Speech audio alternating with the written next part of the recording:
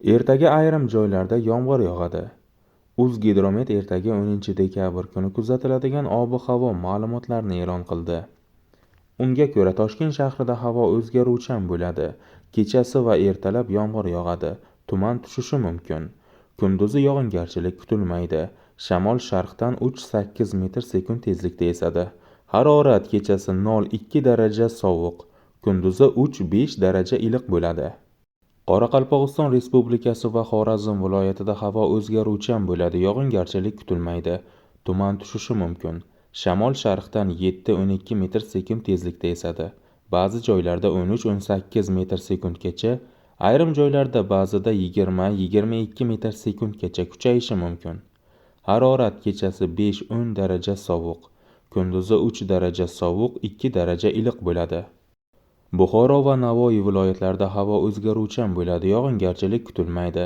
Ba'zi joylarga tuman tushadi. Shamol sharqdan 7-12 metr sekund tezlikda esadi. Ba'zi joylarda 13-18 metr sekundgacha, ayrim joylarda ba'zida 20-22 metr sekundgacha kuchayishi mumkin. Harorat kechasi 0-5 daraja sovuq, kunduzi 5-10 daraja iliq bo'ladi. Toshkent, Sirdaryo, Jizzax viloyatlarida havo o'zgaruvchan bo'ladi. Kechasi va ertalab ba'zi joylarda yomg'ir yog'adi.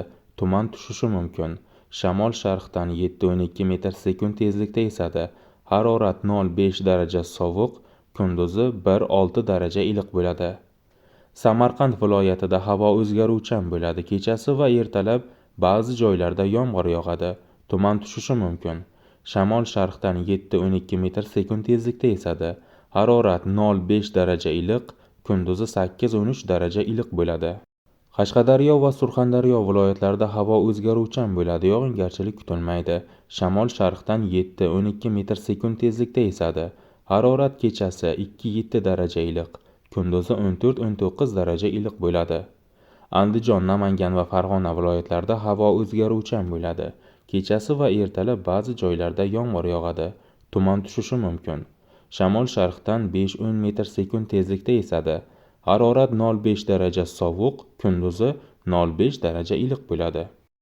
Respublikaning tog'oldi hududlarida havo o'zgaruvchan bo'ladi. Vaqti bilan yog'ingarchilik, yomg'ir, qor, ba'zi joylarda kuchli bo'ladi.